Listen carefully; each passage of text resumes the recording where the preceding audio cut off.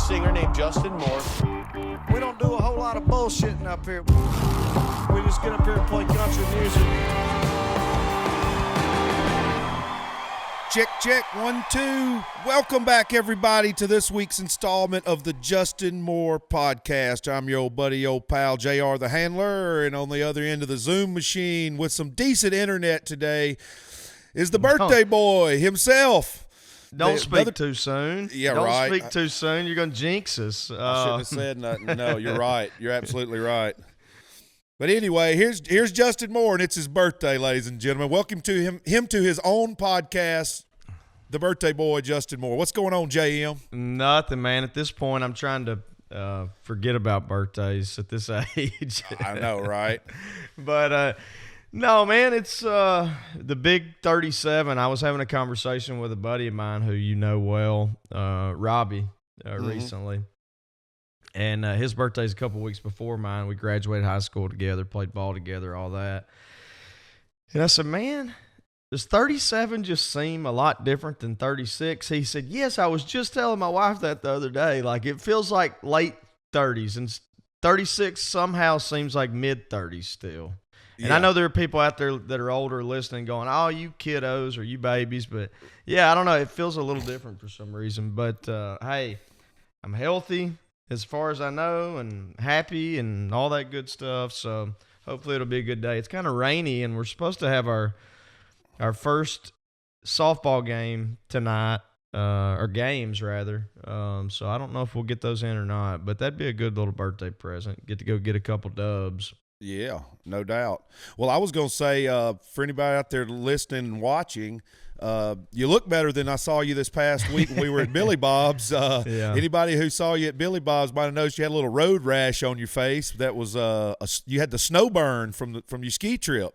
Yeah, and I was about the color of this windbreaker that I'm wearing. My face was. It was so strange, man. I as many times as so we went skiing out there. Those of you guys listening and watching, my wife, my kids, and I went skiing with a couple friend of ours, and for spring break. And it was actually a trip we had planned last March. Certainly we didn't get to do it because of, obvious reasons last year, and had till like last week or this week to get it in. So we did, and had a great time, good snow and all that stuff. But I guess I've been wearing a mask for so long while I was on the mountain skiing. I was so sick of wearing my mask, which you really need while you're skiing, obviously, because of wind and all that. And I'm sure there was some level of it that was sunburn, but the majority of it's the first time I've ever been wind burnt, I guess, or wind chapped or whatever you want to say. And It was horrible. I mean, horrible. So we had the opportunity. I don't even know if you mentioned we played Billy Bob's, which was awesome, by the way. We'll get into that later on in the show. But we had the opportunity to meet some folks from Bobcat, who we've been telling you guys is our great new sponsor for our tour and this podcast and different things, and just going to be a really fun relationship. But had the chance to meet them, and I said, look, I promise I don't normally look this crazy. I'm not normally peeling like a snake, and I'm not normally red as a beet. You normally don't take chapstick and put it on your face, you're saying? Yeah, so my aunt told me the other day, I'm just constantly putting lotion on it, trying to get it to better. She goes, I promise you this is going to sound crazy, but try it. And I started doing it. She said, rub chapstick all over your face. And I'm like, I'll try anything at this point. And I'll be danged if it didn't work way better than lotion. So there's an endorsement for chapstick. If chapstick wants to come on board as a sponsor for this podcast, by all means, love the product. And so, we had a good time, and my face is always disappointing to people when they see me. But it looks a little more normal now, at least. Right. You're just trying to blend in. Well, we've got a great guest. We mentioned it a few weeks back, but we've got one of our good buddies who is actually part of the reason we ever started doing the podcast, and because you were on his podcast. He has a great podcast called Walking the Floor. It's none other than our brother, Mr. Chris Shifflett, guitar slinger extraordinaire, podcast personality. He plays guitar for the Foo Fighters. He has his own solo projects. He's going to come on here with us in just a little while, but before we get into that, we've got to hit what's hot on us right now. Is our teams making it, your team making it to the Elite Eight, my Alabama Crimson Tide making it to the Sweet 16, UCLA beat us a couple nights ago. It came down to what I've said all along. You know, if we're not hitting and we have an off night, we're going to have a tough row to hoe, and we were just that. We were off. We missed a bunch of free throws. Still very proud of our team. Big accomplishment. I look forward to several more of these trips, hopefully in the Nate Oates era. And I just want to say proud of those guys. But, UCLA just had more than we wanted on that night, and, our run ended. And then you guys made it on another round after a tough fought. You had a claw and back battle against we watched it on the bus. Who was it?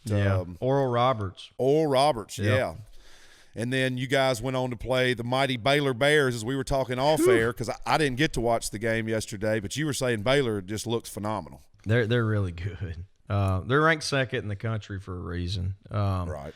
But not unlike you said about Alabama, I'm so proud of the coaches and the players on our team for really overachieving this year. I think we were picked sixth in the SEC and ended up finishing second behind you guys, and to go to the Elite Eight, I think the goal for this team was probably at the beginning of the year to get into the tournament and see what happens, and to get all the way to the Elite Eight and have a chance to win a game last night to get us to the Final Four. It was just so much fun and so much excitement. And when I was growing up, I think we've discussed this on this show before, but when I was growing up, my entire life until I really became an adult, we were really, really good in basketball. And so getting into the tournament was never even a question. It was where we seeded, where we're going to play, that kind of deal. And that just has gone away for the last 2 decades. Just completely just the rug pulled out from under us. And so it's just so exciting. And, the state is just on fire right now. And it reminds me of when I was growing up. So I'm hopeful that I realize you're not going to go to the Elite Eight every year. I'm not that silly, but just to have the excitement back, I'm excited for my kids really, because maybe they'll get some of what I got growing up now, and selfishly I'm excited. But yeah, Coach Muss and those players, man, they had it's such a difficult year for all of these teams and kids and coaches. With the different obstacles and difficulties with the pandemic, and for our teams to do so well for us this year it was just a lot of fun. It was a really bright spot in a otherwise pretty rough year for us, but yeah, it was exciting. But as for the game, because you didn't get to watch it last night, I had not had the opportunity to sit down and watch a full Baylor game. I had seen highlights and things of that nature, but you just got to tip your cap to them, man. They were the better team. If we play them 10 times, we probably beat them twice, maybe 3 times. Yeah. And, our best player, Moses Moody, thank you for being a Razorback, by the way. I'm sure he's one and done because he's a projected lottery pick. But he just had an off night, had a couple off games here in the last couple of games, but appreciate his efforts. And then our other scorer, JD Note, fouled out with like 13 minutes left in the game, and he was really our offense. And so they beat us, I think, by 9 or something like that. But I'm gonna tell you what, now that's the most team speed in college basketball I've seen, maybe ever, but in a long, long time, man. They had 3 really great guards, and I mean great guards. One of which, number 45's last name's Mitchell. And if you guys are into basketball, even if your team's not still in it, you watch this kid play. He can get to the cup. anytime he wants against anybody defending him. Period. Really? End of story. His first step is like, I don't even know who to compare him to. I mean, it's just unreal how fast this guy is, and he's built like a linebacker. But I mean, it's just unreal. We couldn't stay in front of him. We just couldn't stay in front. So they would run a high pick and roll at the top of the key and get our big guy on him. They would cause a switch. Yeah. And it was just over. I mean, just forget about it. Yeah, it's crazy, man.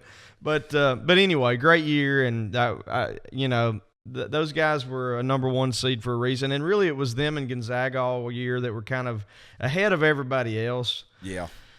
And I'm just thankful we had the opportunity, and I got to watch basketball into late March, and have the Hogs be a part of it, you guys be a part of it. But I think it'll be Gonzaga and Baylor in the championship game personally, and I think Gonzaga probably is a little better than Baylor, just watching them. But they're two really, really good teams. Really good teams. Yep. I look forward to seeing the final showdown and see who will become the national champion in basketball in the collegiate world this year. So, congrats again to the Alabama Crimson Tide and the Arkansas Razorbacks for great seasons in basketball. Now on to baseball. So hopefully we can step it up there and win a bunch of games and get up. I was looking the other day. There's 4 or 5 SEC teams in the top 20 right now. I mean, it's tough. Yeah. But long season. Hopefully good things. But anyway, I think there's 3 in the top 5. Maybe. Yeah. And we were talking the other day, and Vandy's just so loaded. I mean, they're nasty. I'm telling you, their pitching is just nasty. Yeah, no doubt. Well, you want to take a quick break and see if we can get Shifflett on the machine, and let's go ahead and get him rocking. Talk some music. Let's do it. All right, buddy. We're going to take a quick break, a pause for the cause for our sponsors and all our friends over there. We want to say thank you for tuning in to the Justin Moore Podcast. Remember to like, subscribe, click the notification button, all that fun stuff when you're watching and listening. It really helps us out, and we appreciate y'all. And we'll be right back here in just a minute on the Justin Moore Podcast. Today, we're highlighting our partnership with Bobcat Company, a company that's been around for 60-plus years with no signs of slowing down. I mean, these guys are the experts in the compact equipment industry. They invented the skid steer loader, and they continue to roll out new products that knock my socks off, man. I'm telling you. From the technology to the machines themselves to the crazy amount of attachments, there's no shortage of the kinds of projects you can tackle with this Bobcat equipment. You can read more about the interesting way the company got started, along with all of the products they offer, on their website. Check them out at bobcat.com. Hey, there he is. Hey, buddy. Let me see if this works.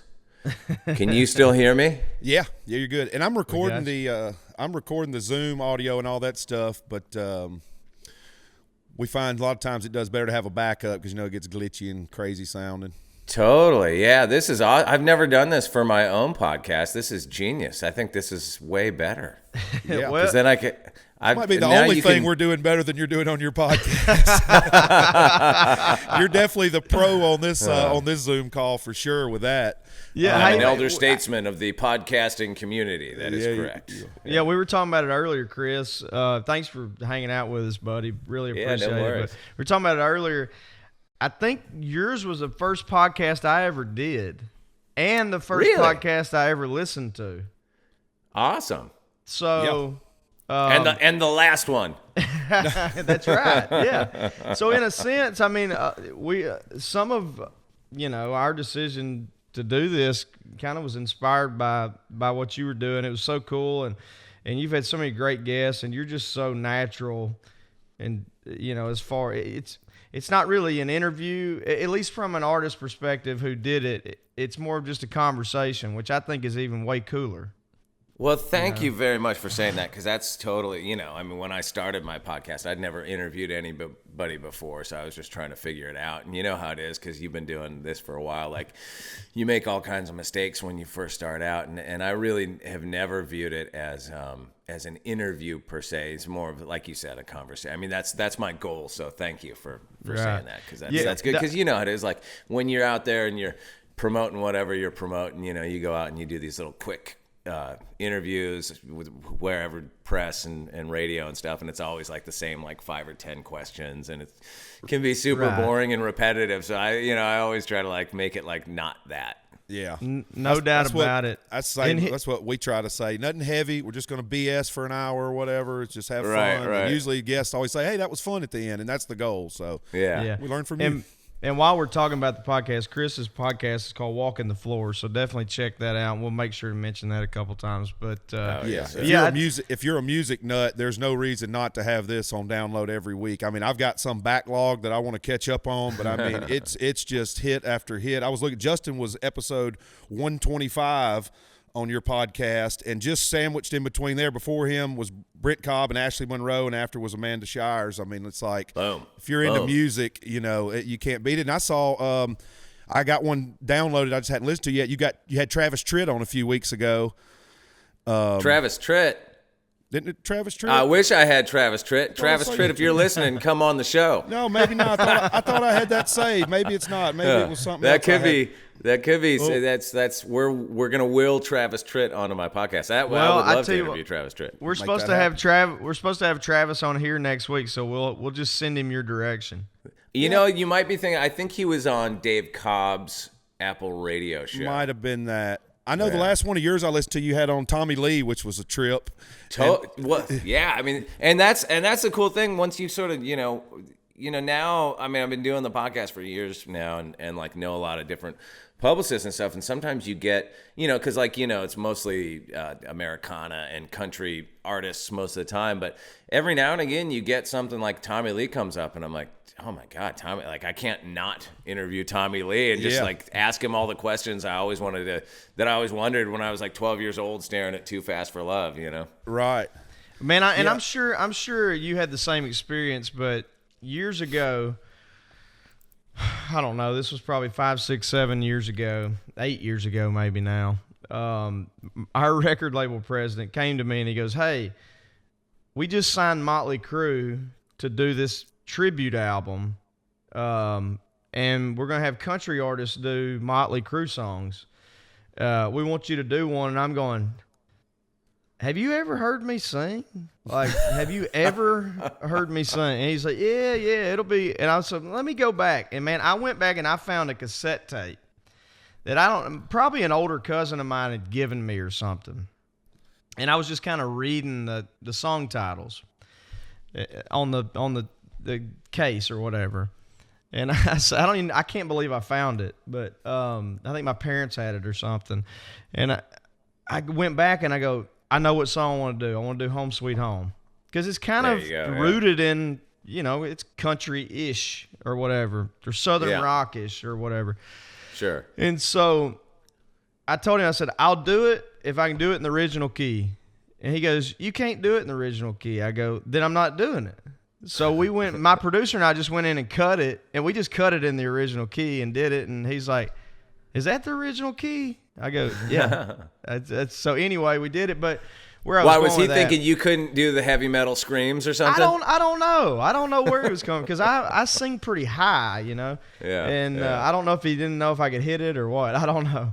But anyway, we ended up releasing it as a single. And so the guys from Crew heard it. I guess he'd sent it to them. And Vince wanted to sing on it. So Vince came on and sang on it, which I was like, "Are you kidding me?" Because I figured they're going to hear it and go, "Oh, God, what in the world is this?" Like this little hillbilly cowboy trying to do it. But not only did Vince sing on it, for some reason, they all four wanted to be in the video. So they came to Nashville and they were in the music video for it, and we released it as a single, and they could not have been... everybody, you hear different stories about guys like that, and they're, they were rounders, or they're this, or they weren't too friendly. They could not have been kinder to us and more friendly and down to earth. So that's a long-winded way of saying, I'm sure you probably had the same type of experience with Tommy Lee that we did. Well, it was interesting because I've met Tommy here and there over the years. Yeah, I'm sure. At whatever, did different things, but I have never had like a conversation. I don't really know him. I just kind of met him here and there. So that was the first time I ever got to sit down and have a conversation with him, and I was like really kind of blown away at what like incredibly, like, I mean, he was super friendly and willing to like talk about anything, you know, and talk about the good old days and stuff. Cause you never know with people some people don't like to reminisce, you know. Right. But he was like overwhelmed. My sort of takeaway from that was he was like overwhelmingly positive, like really looked at the world through a positive lens. And for a guy, you know, obviously a lot of his, you know, personal life and stuff has been kind of well documented tabloid fodder over the years, and you know, you could see him, you know, maybe being a little bitter about stuff or whatever, and he totally wasn't. Like, he was just so cool and nice and just kind of uplifting to talk to. It was fun. You know, since we're on the subject of 80s rock, I don't know if you guys have read this. There's this book that just came out that's like an oral history of 80s rock that I just read called Nothing But a Good Time. Oh. And it's mostly focused on LA stuff and West Coast stuff, but it gets into some other scenes too. But so there's a lot of stuff in there about the Crew and you know, whatever, Guns N' Roses, all those bands, but and Poison. And it occurred to me, like, why has no country band, or has a country band done this? I just don't know about it. Has anybody done a country version of Every Rose Has Its Thorn? Like, that song is like screaming to be a country song. No doubt. I don't know. Now that you mention it, I mean, it's a good point for sure. You know, now that you bring that up, it seems as though a lot of those ballads could easily be transformed into, you know, some of the more country type stuff. It's kind of rooted in that, you know? Absolutely. There's something there too. There's something in that, like, aging rocker finds country music thing that happens, you know, like, and you know, it seems like a lot of folks that I've met, like on the musician side, sort of in Nashville and country music in general, maybe started out in like 80s heavy metal and stuff, and just sort of found their way. You know, there was kind of like a big migration of people from the West Coast moved to Nashville, and you know, when it's probably not like it anymore, but you know, there was a time when the housing was cheaper, and it was like one of those boom towns. It seems like that, like, you know, like Austin kind of went through a similar thing of like all these people from California figuring out, whoa, I could actually like buy a house with a yard and move there and survive, you know, and still pay my bills. Yeah, exactly. You know what I mean? So I feel like there's some cosmic connection there, you know, and certainly, you know, with like Southern rock and stuff that sort of bridges that gap. Yeah. Well, I think the cool thing about music overall, and especially if you're in the business that you and I are in, we're certainly in different genres, but I feel like we all speak the same language, you know, that you only get to speak if you're in it. And so, you know, obviously as a country artist, I'm a fan of a lot of different types of things, rock and even rap, and that's certainly, I'm sure, the same for you guys as well in the rock world. I'm sure you're fans of all different kinds of stuff. I know you and I got into it a little bit when I did your podcast, and so how we probably discussed it specifically when I was on there, but how did you where did you develop your love for country and the roots of country music? Yeah, it's interesting because I think it really, for me, really is rooted in rock and roll, you know, where they're like, especially I always liked old rock and roll. You know, I grew up listening to like the early Stones records, early Beatles records and stuff like that, and Elvis and all the stuff from that era, you know, the 50s era. And I just always liked it, you know, those twangy guitars and that sound always appealed to me. And I kind of, you know, found like it's an interesting thing because I didn't really find like the West Coast Bakersfield sound stuff till quite a bit later, like, you know, in probably my late 20s or something. But and I kind of got there through, you know, what was called alt country at the time in the 90s and would now be probably referred to as Americana, you know, but I didn't realize growing up how much like sort of cultural residue there was around out here left over from that Bakersfield sound era, you know. I realized in hindsight that it was all around me all the time, you know. Right. I just never saw it because I was listening to Motley Crue records. Right. You know what I mean? So I think once I kind of clued into it, it was always almost like this nostalgia. You know, it's kind of like a nostalgia for the thing that you feel like you experienced, but obviously didn't at all. Like I wasn't around to see, I wasn't even alive yet to see Buck Owens and Merle and all those guys in their heydays. But so much of that influence was there that it almost feels like that. And we may have talked about this when I interviewed you, but I feel like times were so different in the 70s and 80s and when I was growing up, where there was still so much influence from the 1940s and 50s and 60s was still like pretty prevalent on TV and kind of all around, where maybe that stuff moves faster. Like my kids, I don't feel like have that as much. Like where my kids, I don't think are influenced by the sort of cultural stuff from my childhood in the way that I was influenced from from the cultural stuff from maybe my parents' childhood. Because it just things moved slower then, Yeah. Yeah, Like that makes a lot of sense. We all ended up being, like you said, that's neat to look at that. I never thought about that. But, yeah, because we all went back, and then a lot of us end up liking the bands our parents like, say like an Elvis or somebody like that. Right. Or some of the or Justin and I've talked about it. Our granddads both like Charlie Pride. So, of course, we like Charlie Pride when we were little, That's exactly.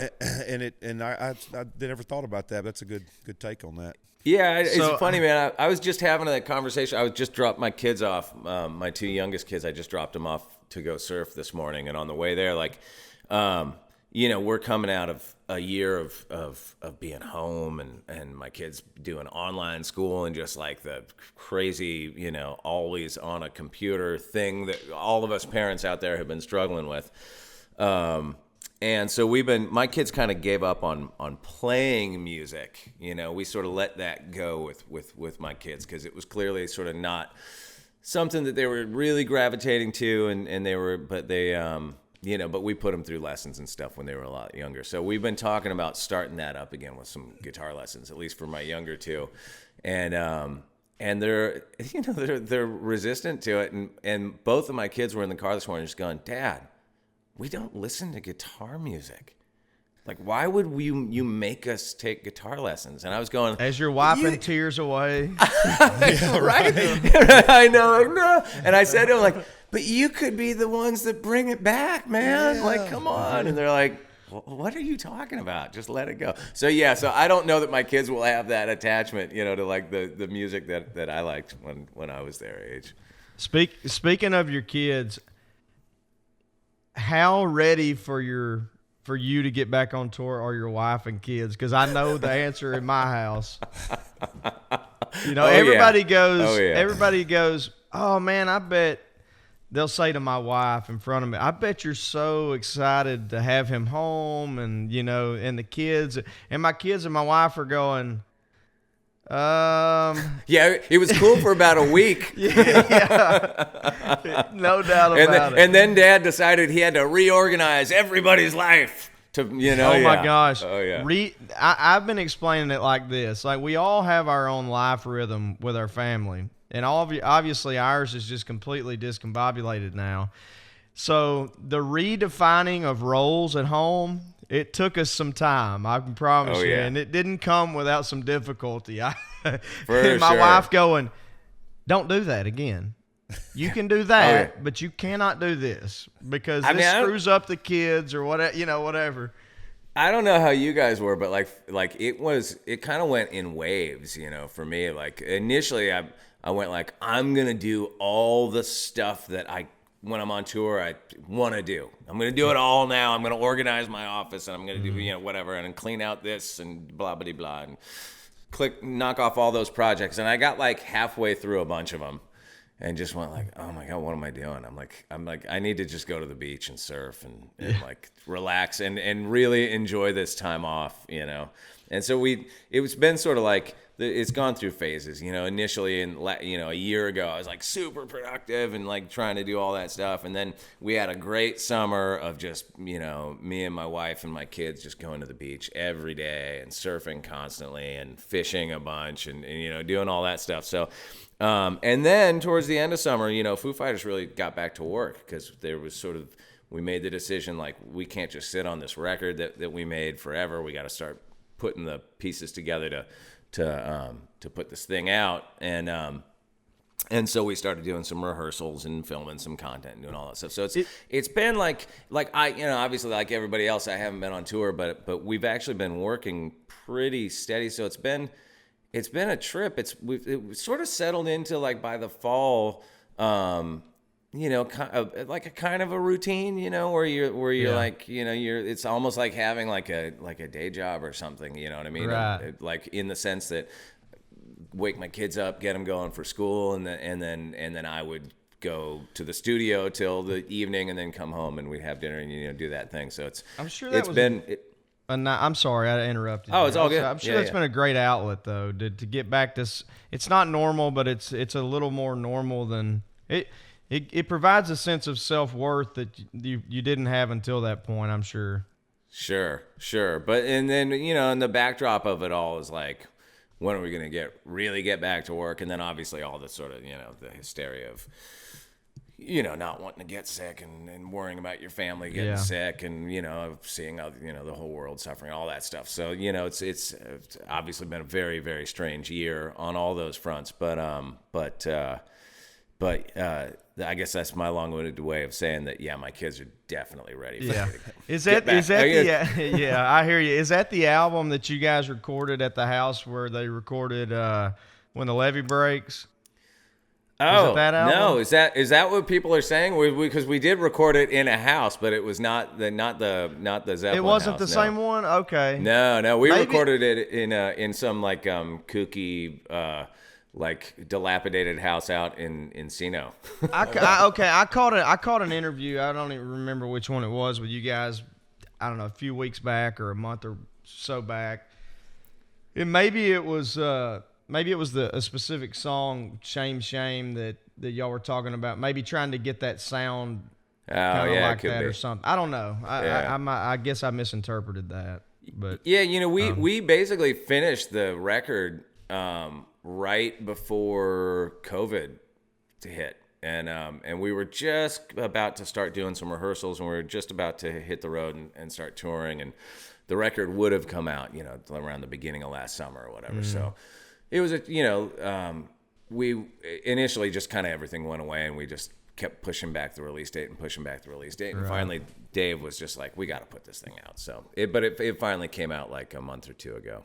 Yeah, I got you. Yeah, and I know last time I saw you was 2019, and you had put out Hard Lessons, and I came and saw you guys in New Orleans when I was still living down there outside of New Orleans, which actually I hadn't talked to you much, obviously, in the last year or so because we hadn't been able to get out and do anything. But my wife and I actually moved back to Alabama. We live now in Gulf Shores. We live on the beach too. We live on the beach in Alabama now. So, but yeah, that was the last time I saw you guys, and we hooked up. Was that with Blackberry Smoke?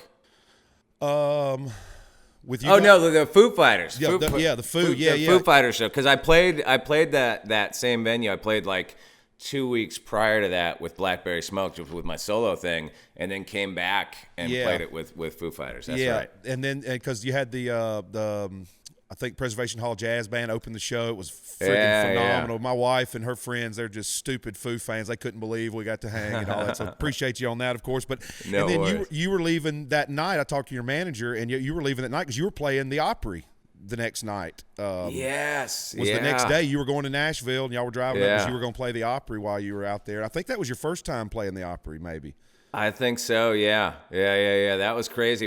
I flew up and I got to the airport that day, and I don't remember why, but like the flight was canceled, and we had that moment of like trying to, we got stuck in the airport for a few hours, and we're trying to figure it out. And I was like, I gotta play the freaking Opry tonight. Like I cannot be dealing with missing flights and stuff. This is, it's like, come on, man, don't do this to me. But we made it, and that was amazing, man. That was so mind blowing. After the day we had, it was one of those like get up super early, get to the airport, the flight's not happening, sit around the airport, waiting, stressing, just stressing all day. And I was with my wife, and finally got to Nashville, and we get to the hotel, throw our stuff in there, shoot over to the Opry, and I'll never forget, man. We pulled up at like the back gate. Oh yeah. And the security guard at the little like security guard kiosk was like, this is your first time on the Opry. Welcome to the Grand Ole Opry. And then like everybody, we went and parked, and every single person we encountered on the way in was like, hey, first time at the Opry. Welcome to the Grand Ole Opry. And just like that just like set the tone for the day, man. It was like, it was the coolest thing ever. I was like, man, I don't think I've ever pulled up to a venue for a gig and like the security guard at the kiosk is like, what? First time here, welcome. You know what I mean? Right. It was like, it was so cool. And you go under the little awning in the back, and then you go Oh, through we did the it all. doors. Oh, we so did, yeah, cool. the whole thing. So cool. Yeah, I never forget, man, we Go ahead, coming Chris. out on stage and playing, I was so nervous, and it's like, you know, it's a big, huge stage, and there's a bunch of people, and they stick you way out front. You know, it's not like you normally, especially with my solo thing, I'm playing a little teeny stage, and I'm jammed in there with my band, and so you're way out front, and you're sort of feeling very like alone in that moment, you know. And I just remember like looking around the room as we were playing, and I saw one woman way over here in a Foo Fighter t-shirt. I was like, yes, I got one. At least I got one. Hey, is it not crazy though and it makes, I don't know, I don't want to overstate it, but it almost makes me feel alive. Like, we've done this for so long, and you've done it longer than I have, but I'm assuming you don't get nervous to play shows. I don't.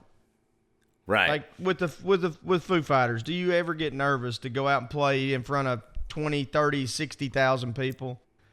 No, but I will get nervous if I have to front my own thing in front of 20 people. You know what I mean? That's what makes me really nervous, because it's so different, you know? Like, I feel very confident in a rock and roll context playing guitar. And like really, like, you know, especially Foo Fighters, we've been together for a long time. We all know each other. We all know the way we play. You know what it's going to be. It's like a very safe, cohesive, feeling. Safe. You know, when we walk out on stage, you're like, yeah, and the crowd's going, ah, and everybody's there ready for it.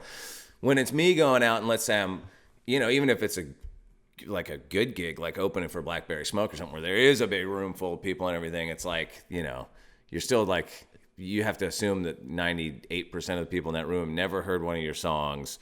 Right. You know, they're kind of like, who the F is this? You know, kind of, so you got to win them over, you know, and that can be, that's definitely makes my heart race a little bit more.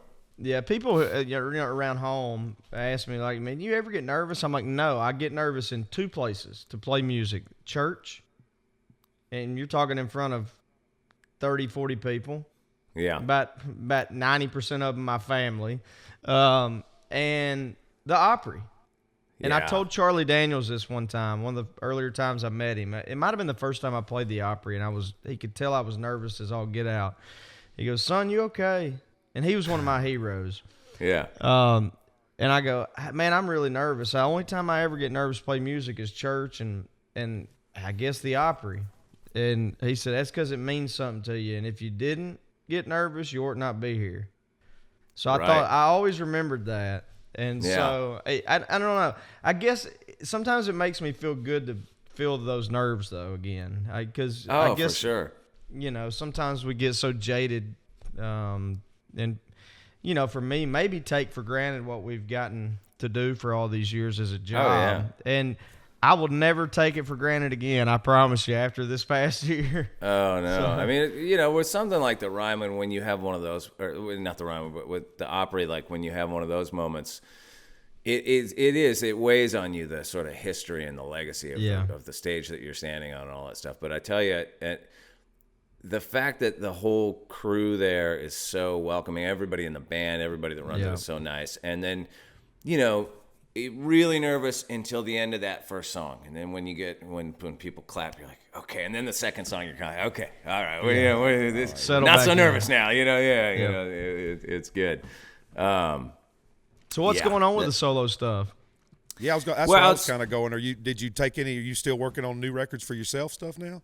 Yeah, it's interesting. You know, I just did it, you know, this time at home. I've just been writing a ton and just kind of banking song ideas and stuff. And I actually flew out this weekend. I just got back yesterday. I flew out to Nashville for like 5 days, which is the first time I've been on a commercial flight. The first time I've gone anywhere since COVID happened. And I did an interesting thing. I'm not sure exactly how I'm going to put this stuff out. 'Cause I I don't think I'm gonna make an album. I think I'm just gonna record tracks and put out single tracks. But we're still trying to kind of figure that out.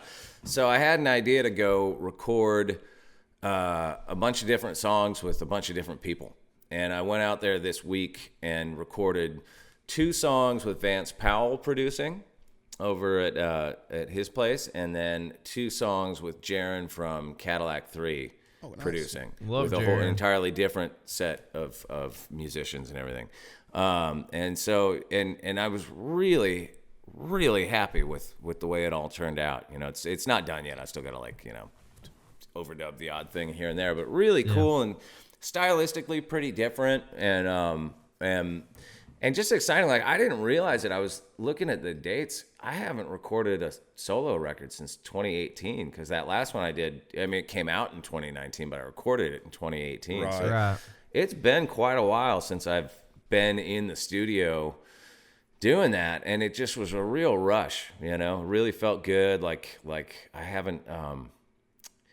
We have even the new Foo Fighter record we recorded over a year ago. So it's been like a minute. I've been in my studio alone, demoing ideas by myself, trying to figure out what would be a good bass part, and get dust off my mandolin and go well, how do you even play this thing, and try to come up with all that stuff. So then when you're and you know how it is in Nashville, man, when you're in a room with a bunch of people that are just so good.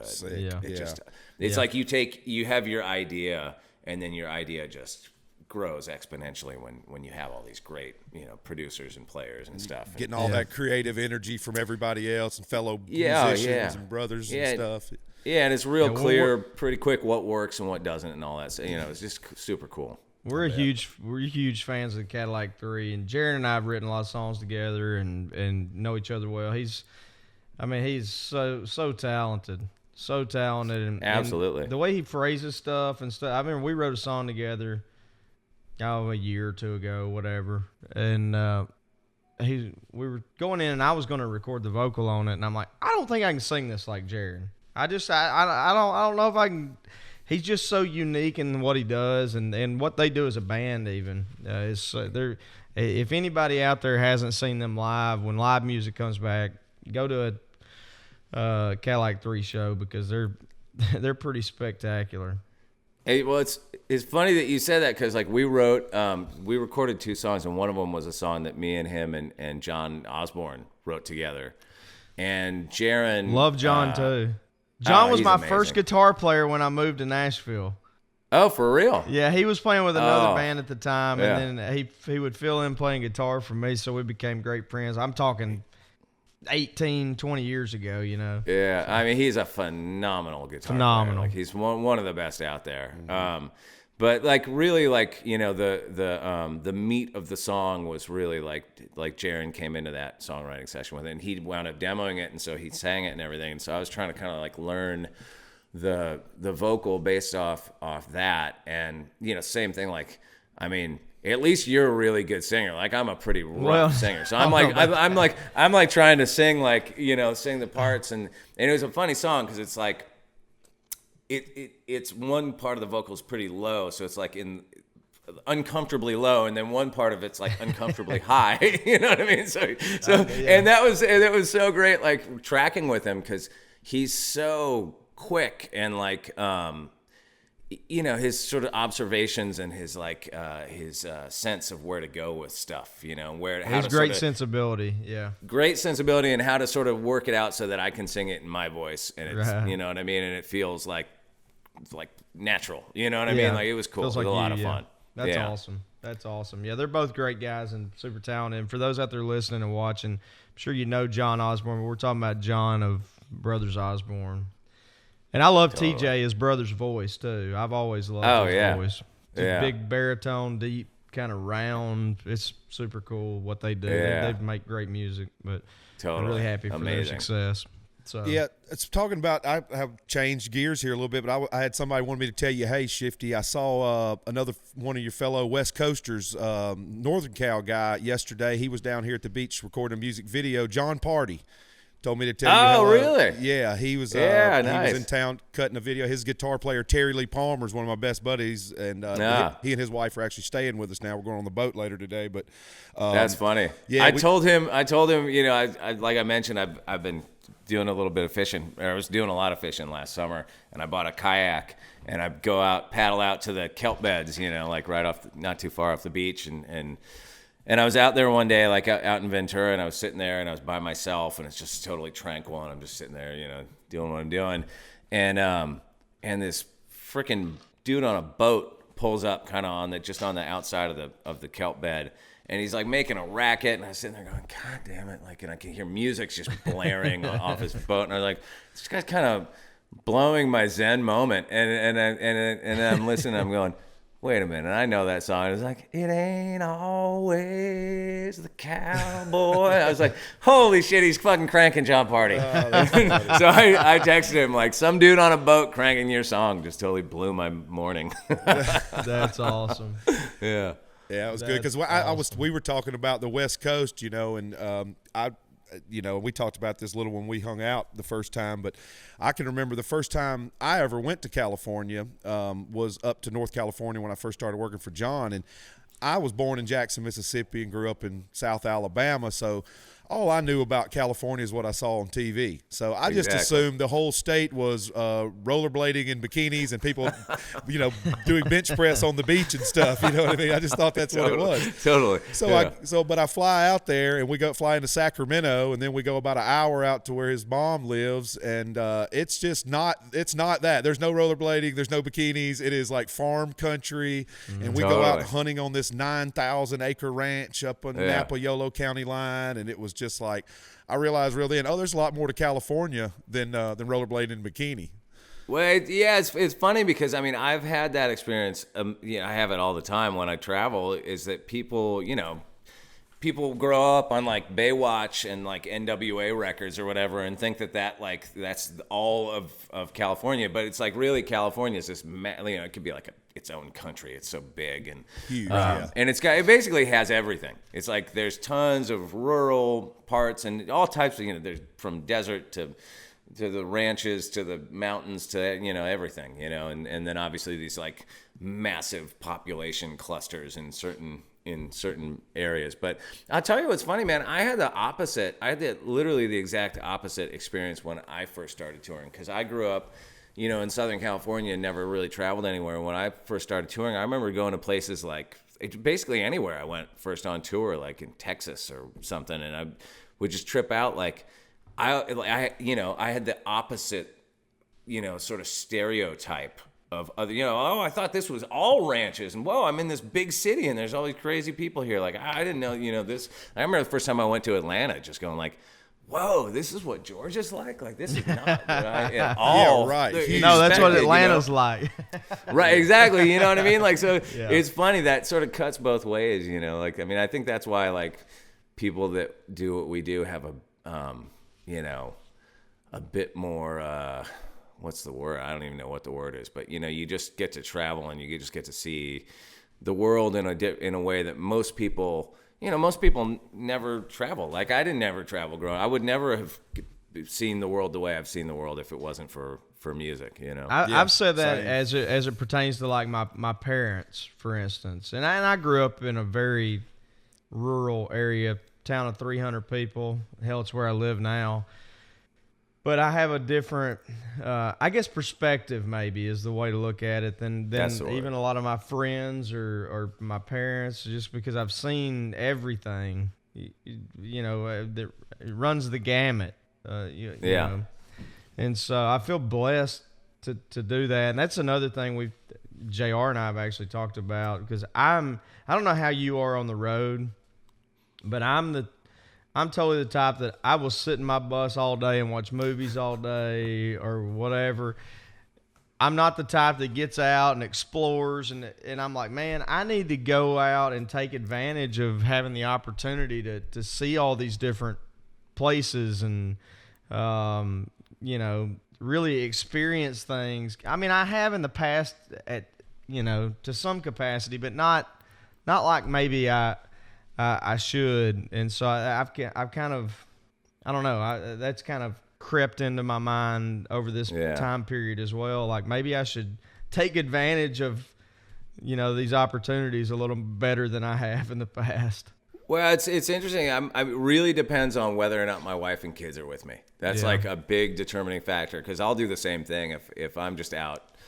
When I first started touring, I did run around a lot more, I feel like, and wanted to, go to every town square and go to, go on the tour of every cathedral and every museum and I did all that stuff in the early years, and then I kind of settled into not doing that stuff, and then I got married and had kids, and so if my wife comes out and we've got the kids, then that's definitely an active, field trip versus just lounging around all day.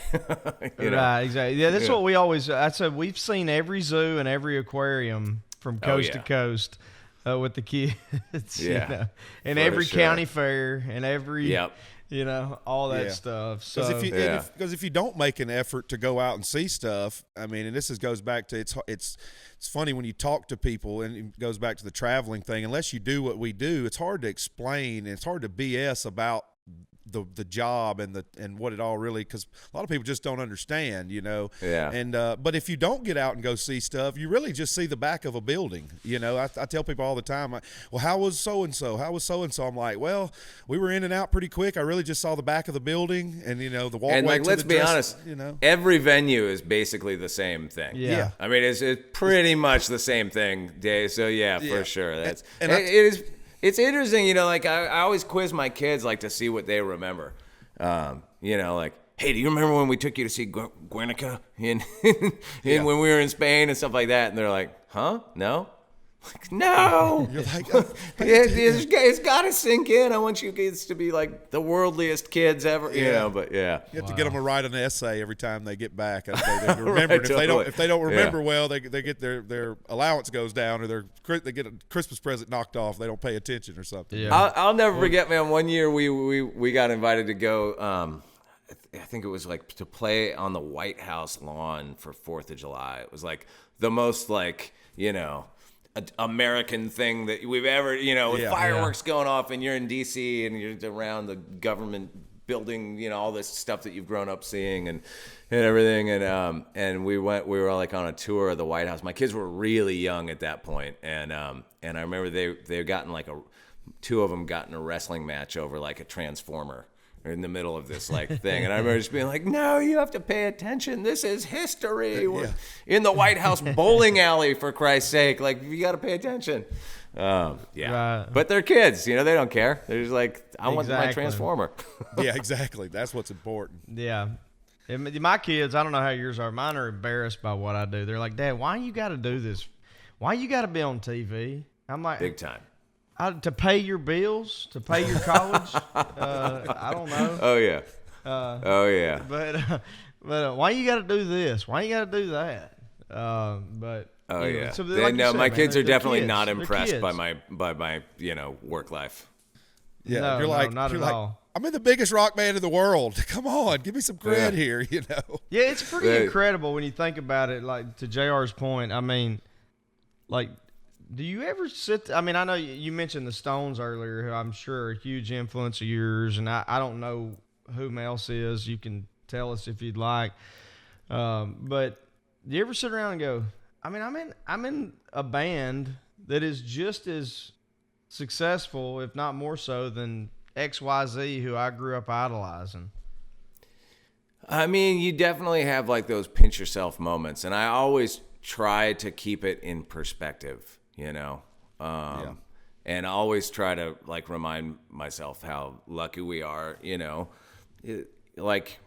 could be the hardest working band in the world, and if the public just changes its mind about you, it could all go away. You know what I mean? And that's always I never want to forget that.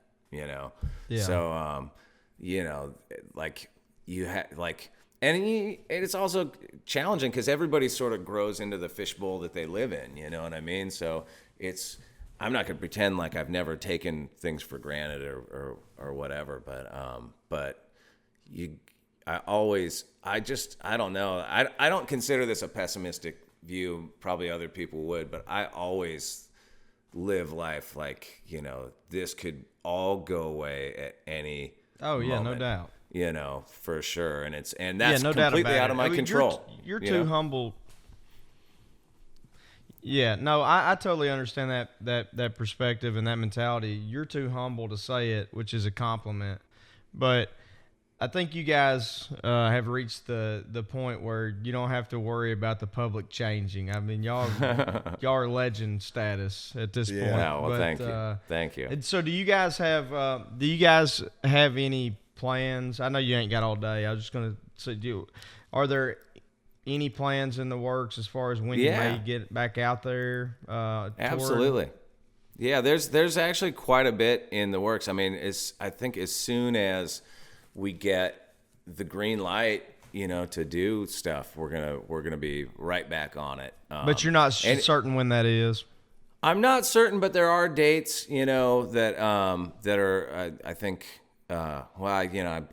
I don't know exactly what's announced or not. I know that I think it's really interesting. In the last month or so, and maybe you've noticed this too, like it went from dire predictions, we don't know, it kept getting kind of pushed further. Maybe it'll be next fall. It might just be 2022. It went from hearing a lot of that to like, it seemed to pretty quickly in the last month. I feel like things are getting more and more optimistic every day. As far as when we can get back to it. And I feel like, I'm seeing things like, my buddy Kendall Marvel and Brent Cobb are going on tour in May. Yeah. I mean, they're going on tour in May. Yeah. And I'm sure it'll probably, I don't know, but it'll probably be some kind of limited capacity, socially distancing or what, who knows. Yeah. But it does feel like you're Kendall, by the way, I don't mean to interrupt, but Kendall, by the way, on your Walking the Floor podcast, is one of my favorites because I love Kendall and I love the album that he was supporting when I think he did your podcast. Country Gold or so good. It was called Country Gold. It's one of my favorite albums of all time. I mean, anyway, I didn't mean to sidetrack you. I just wanted to mention that while it was top of mind. Oh yeah, he said what a great writer and what a just a great dude, man. I love him. He's the funniest dude in the world. Yeah. And Brent too. Talking about, we mentioned Travis Tritt. I misspoke saying you'd had Travis on, which we're going to make sure that happens since I misspoke. Please send him my way. I will. He's actually coming on next week. He's going to be on the cast next week, so I'll make sure to I'll get you some info when I get it. Oh crap! Forgot where I was going. I hate. Well, to your point, it seems as though Chris that we keep getting better news each week than the last, and I think that was kind of your point. And I hate to use this word, but it's appropriate. But it seems like our calendar takes less casualties each week. Yeah. And so, I wouldn't be surprised if we're doing some stuff in the summer. Yeah. That's what I've been telling people. The back half of the year is going to be a little bit better, I think, each and every month maybe. And then I really think 22 is going to be a great year for our industry. I mean, genre aside, sure. I think it's going to be a really great year for our industry. And we've done a couple spot things here and there over the last month, I would say. Yeah. But I've been kind of explaining it to people this way, that I feel like we can finally see the light at the end of the tunnel, and for once in a long time, it's not a train. Yeah. So, we actually went and played. We actually went and played this past weekend at Billy Bob's in Texas, and we had played, cool. Yeah, we had played there back in December, and it was very limited capacity, but we just wanted to go play, so we went and did it anyway. And then we went back this time, and they had eased some of the restrictions. It was maybe 3/4 capacity, what we normally would do, but it was a great crowd. I got to see Samantha Fish play the night before we played. You know who I'm talking about? You know Samantha Fish, who I'm talking about? I'm not sure. She's the guitar. Is that somebody I need to listen to? Yes, she's a guitar slinger. I think she's from Kansas City, but she made her name in New Orleans. She plays the cigar box guitar. She does the festival for all that. Yeah, check her out. She the 3-piece band. It was rock, and I went in a night early and went and watched her play. But and then we did the show the next night and then back. But that was it. And everybody was asking me, about a few gigs that we have on the books for the next few months. And I said, I haven't even advanced them, because throughout this whole thing, every time we had gigs come up and I'd get excited about them, they'd go away. Yeah. So I'm like, I'm not even going to talk about them. I'm not going to advance them until maybe 2 weeks out. We'll get it all dialed in, but I don't want to jinx it if it is going to happen. So we're kind of in the same boat, You got to figure when it does come back and like really come back, people are so ready for it. You know, people just want to get out and hear some music and have a good time and take their mind off their troubles and do that whole thing. And you know, when that happens, we'll be ready to do it for sure. Yeah. Oh, I remember where I was going a minute ago. We were talking about Kendall, and I was saying Brent Cobb, phenomenal writer as well. And he and Adam Hood, good friend of mine from Alabama, both wrote. They got 3 or 4 cuts on the new Travis Tritt album. Is where I was going. Okay. Yeah, they went out to Georgia and wrote with him for a few weeks the end of last year, and there's some. Of those. Did Cobb produce that? Because I saw that Cobb I think had him on his show. Is that a Dave Cobb thing? I'm not 100% sure, but it wouldn't surprise me. Right. I don't know if Travis's life. You know, I don't know if he has a lifelong producer that he does everything with or anything. It wouldn't surprise me because Dave's touched a bunch of great records over the past 10 years. You know. Unbelievable. Yeah. So, and talking about, Justin mentioned earlier about, you know, you grew up watching these bands and now you're in a huge rock band. We do a thing on here every week. It's the Mount Rushmore of country music. And we'll do that too. But I thought, just since we've got a rocker with us today, why don't we do this? And we found out early on there's no way to do a definitive Mount Rushmore that everybody can agree on. Yeah. So it's personal Mount Rushmore, because we tried that for a few weeks and realized you just can't narrow it down. 4 is just impossible to narrow it down to. But personally, your Mount Rushmore of rock and roll. Well, my Mount Rushmore rock and roll, I would focus on the guitar players, and I tell you, we've been doing this Foo Fighters Sirius XM like Foo Fighter channel. Yeah, I saw that. So part of that is we each did like our own sort of specialty shows, and I did a couple of them. One of them that I did was the Guitar Hero era of my youth, you know, so it was sort of late 70s to mid 80s, you know, era of guitar players. And to your point, I quickly realized I could not do a definitive playlist because it would be like 17 hours or something. Right, you know what I mean? So I narrowed it down to like a lean, mean 2-hour thing.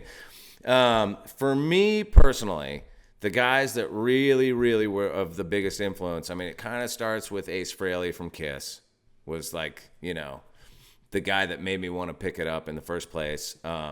Brian Setzer was a big one. Stray Cats were really, and I realized they're not, you know, in that heavy metal genre, but, you know, that was like early 80s and super inspiring.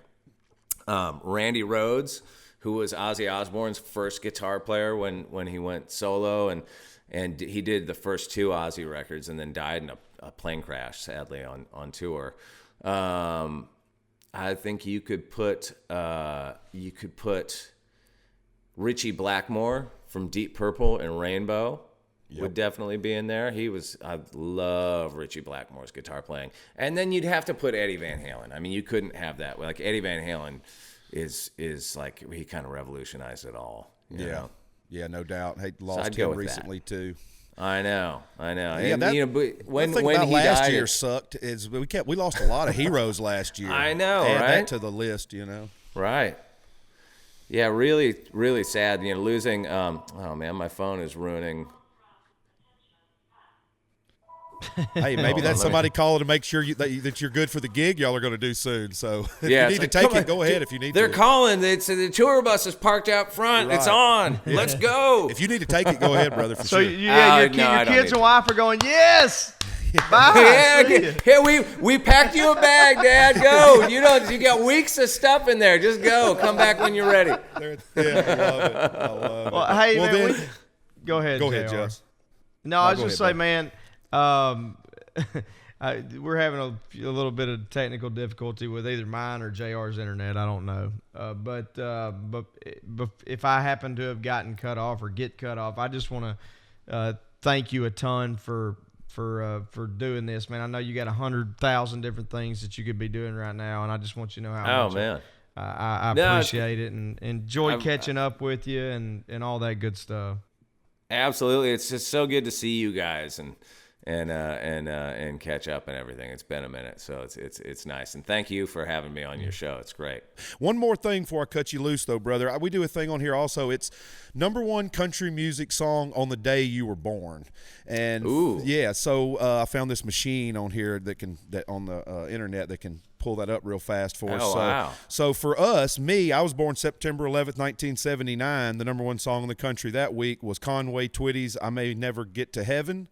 And nice. Justin was born 3/30. Today is actually his birthday. True story. Oh, what? Yeah. Happy birthday. Whoa. Thanks, man.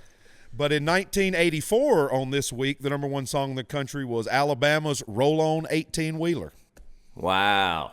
So we should make a playlist that has all these on there. There you that's go. a good I like idea it. because I get all the guests and do that. That's a great idea, bro. That's a Of course, really good idea. podcast royalty here to take care of our show for us. Thank you, brother. But I'm an ideas man. Ideas man. I love it. Yeah. I love it.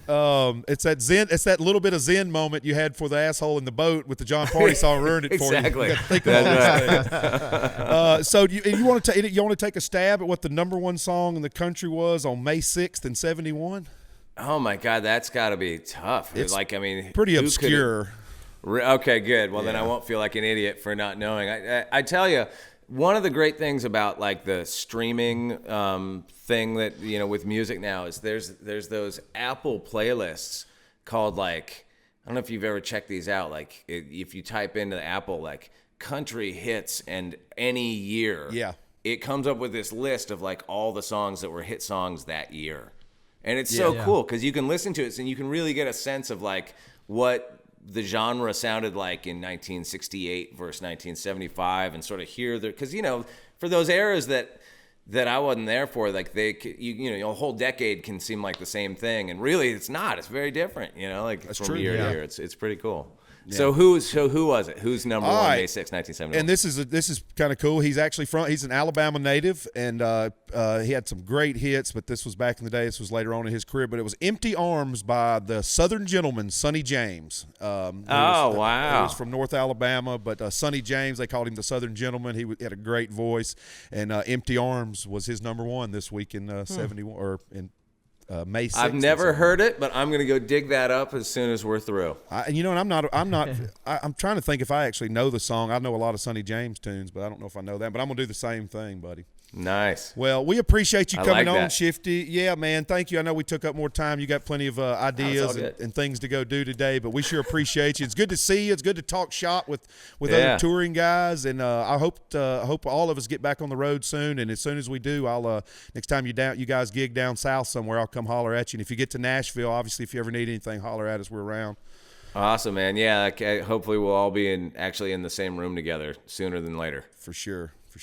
No doubt about Awesome, it. you No guys. doubt about it. Hey, thanks so much, Chris. I appreciate you, buddy, and have a great No day. worries. And glad to know that you and your family are healthy and doing as well as you can be throughout all this. And as you said, man, hopefully we'll get to do this in the same room at some point soon. Maybe we'll be on the Opry together. That'd be a lot of fun. Oh yeah, let's do that for sure. Well, And come out- likewise, and hey man, I Show was with real us, yeah.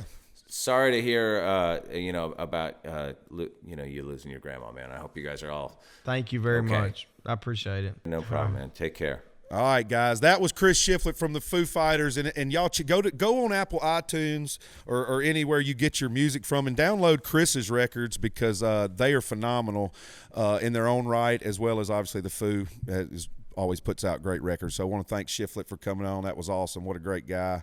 And He's just I feel like we say this, JR, about every guest we have, but I genuinely believe it to be true. I mean, just a great guy and incredibly talented guy, and so many so many facets. But we'll come back and talk about Chris a little more and what all he's got going on. We'll talk about what we've been doing over the last week or so. We kind of touched on the fact that I had a ski trip, and we'll talk about that.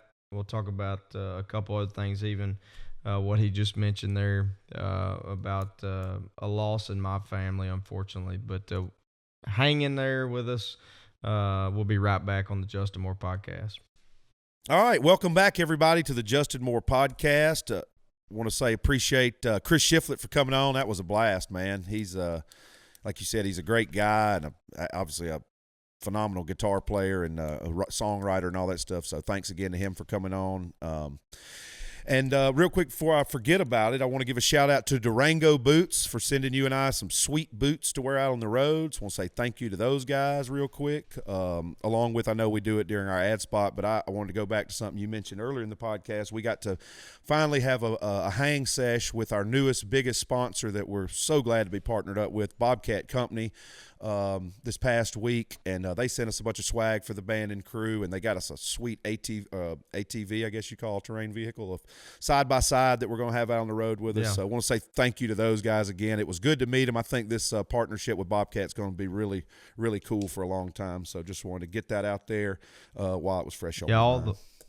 All the folks we met were great, and it was good to finally have a chance to sit down and talk to them a little bit in person. We've been dealing with each other via email and all this and that for months now, so to have a chance to meet them was awesome, and look forward to continuing to develop that relationship and all the pretty neat things that we have in store for our tour once we get back out there. And as you said, thanks to Chris for coming on. He's in arguably the biggest rock band in the world right now, and I mean, they're going to be, if they're not already, they may be in the Rock and Roll Hall of Fame already, but they're going to be if they ain't. Oh, no doubt. No doubt. No doubt. And just so, humble, and you wouldn't even know it. You would never even know. No, you know? And I'm going to tell you right now, we've not really stepped outside of the country music world, but Chris knows more about country music than probably you and I put together, and the history of it and all that. So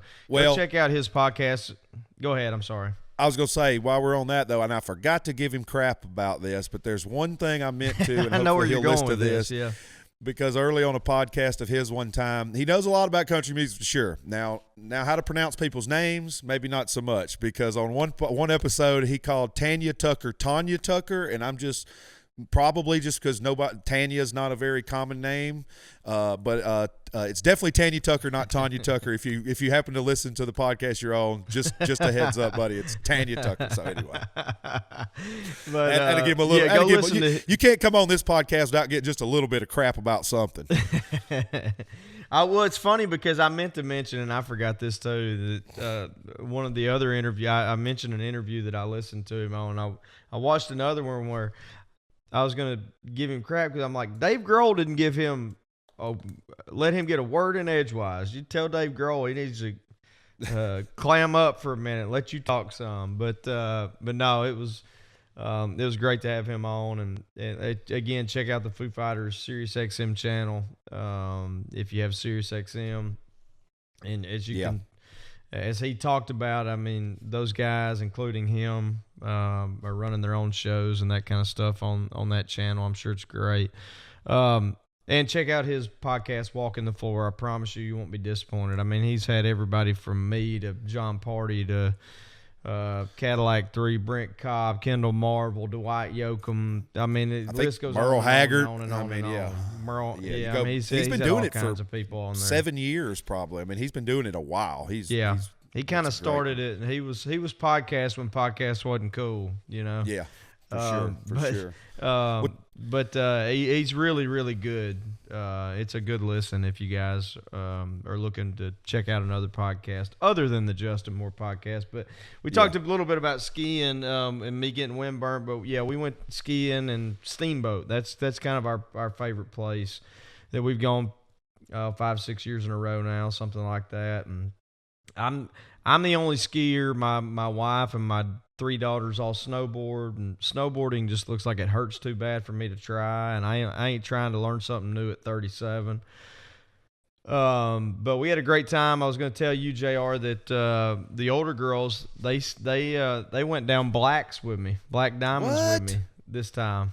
So yeah, it was awesome. And we got they did great, and we got south on some skis for the first time. So yeah, you sent me a picture of him getting suited up. Couldn't be any cuter than his little ski bill, his little outfit. Yes, yeah. So I went down the little the bunny slopes with him or whatever. And he has this little harness on, and you basically has reins like if you're riding a horse. And I just kind of direct him down. And it was so funny, though. He would just like go limp. And I'm like, son, stand up. But he knew I was doing all the work.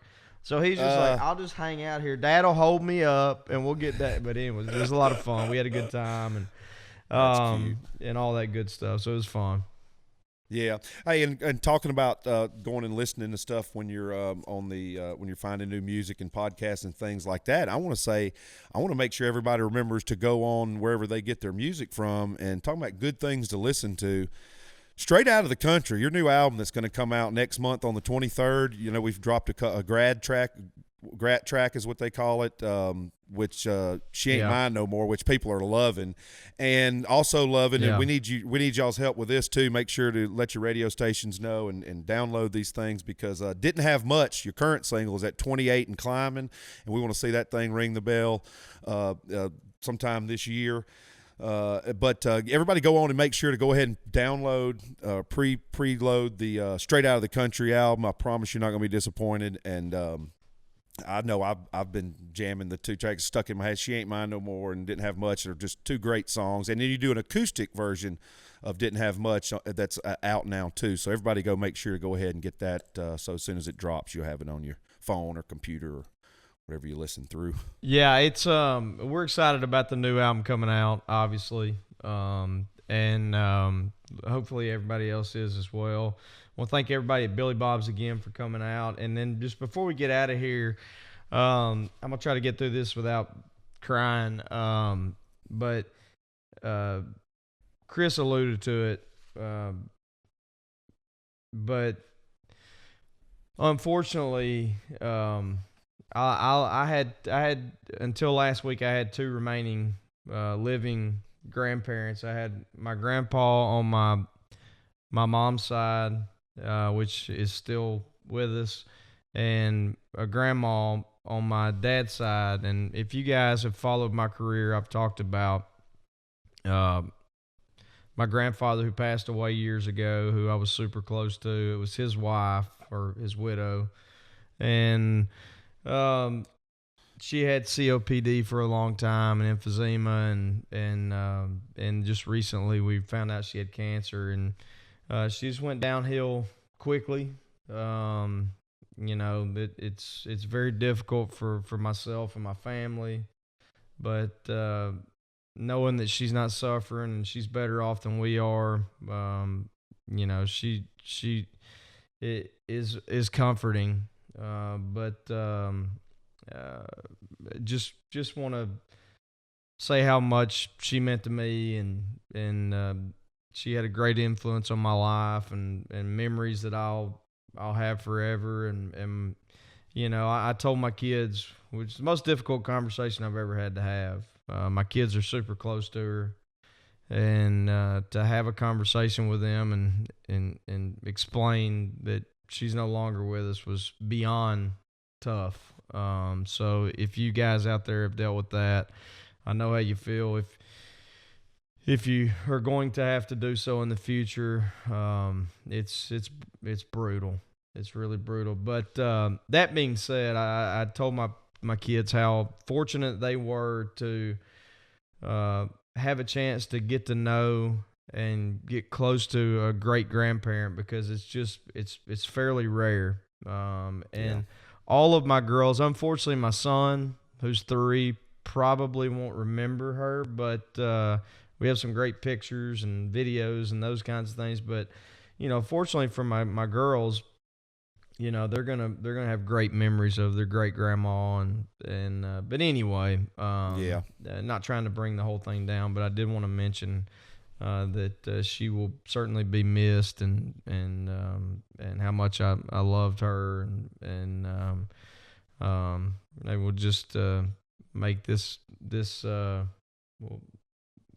podcast in honor of her. So yeah, anyway, she was an absolute sweetheart.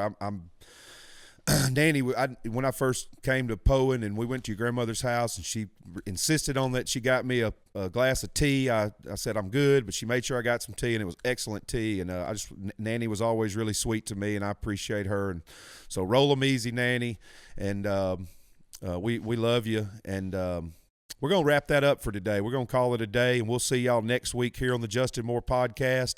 Y'all remember to use the hashtag Justin Moore Podcast when you're sending us questions or comments through social media.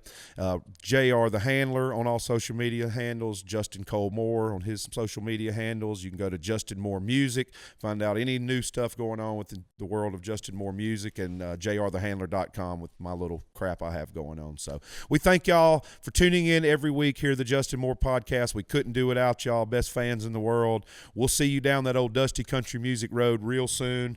Y'all remember to like, subscribe, hit the notification button, all that fun stuff. And we'll see you guys next week here on the Justin Moore Podcast. For any of you first-time listeners out there, at the end of each of our episodes, I like to do a little reading out of a book I've had that I've got a lot of use out of over the years. The book is by Mr. Charlie Daniels. And the book is called Let's All Make the Day Count, The Everyday Wisdom of Charlie Daniels. Chapter 27, Perseverance. Be joyful in hope, patient in affliction, faithful in prayer. Romans 12:12. I read a true story once about a man who had found a location where he believed with all of his heart a gold deposit was located. But after digging and digging without finding anything, he got discouraged and quit. So someone else acquired the claim. The new owner dug down one more foot and found a rich vein of gold. The original owner had given up a mere 12 inches from the dream he pursued so hard. Conversely, Thomas Edison tried 10,000 different filaments for his first light bulb before he found tungsten. He refused to give up on his dream. The pages of human history are filled with the stories of those who tried and tried again, refusing to give up on a vision. Experiencing failure after failure, persevering through ridicule or burning through fortunes. They never took their eyes off the goal until one day the dream was realized and all of the disappointment fell away like the morning mist. And where would the world be without such people? The adventurous sailors who discovered new continents, the stubborn scientists who spent decades finding cures for all of our most deadly diseases, the intrepid inventors who brought us everything from the cotton gin to atomic power. Well, you may not find a new land or perfect cure for cancer, but you surely have aspirations. Don't give up on your dream. If you believe in it, go for it. If you find something you believe in with all of your heart, get after it. It's worth chasing until you can hold it in your hand. Progress is made continuously putting one foot in front of the other to constantly move towards your goal. Let's all make the day count.